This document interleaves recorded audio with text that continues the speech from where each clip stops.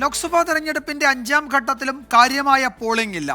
58% പേർ വോട്ട് രേഖപ്പെടുത്തിയെന്നാണ് പ്രാഥമിക കണക്കുകൾ. പോളിംഗ് കുറഞ്ഞതിൽ പ്രതിപക്ഷത്തെ വിമർശിച്ച് പ്രധാനമന്ത്രി നരേന്ദ്രമോദി രംഗത്തെത്തി.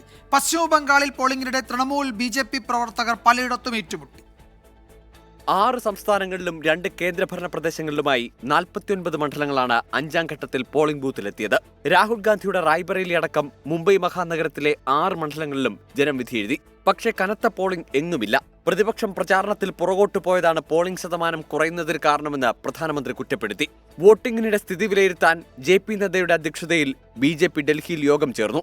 ജനത്തെക്കുറിച്ച് ചിന്തിക്കാതെ മോദി സർക്കാർ വില കുറഞ്ഞ രാഷ്ട്രീയം കളിക്കുകയാണെന്ന് കോൺഗ്രസ് കുറ്റപ്പെടുത്തി. പശ്ചിമബംഗാളിൽ പോളിംഗിനിടെ വ്യാപക അക്രമ സംഭവങ്ങളാണ് അരങ്ങേറിയത്. പലയിടത്തും തൃണമൂൽ കോൺഗ്രസ് BJP പ്രവർത്തകർ ഏറ്റുമുട്ടി.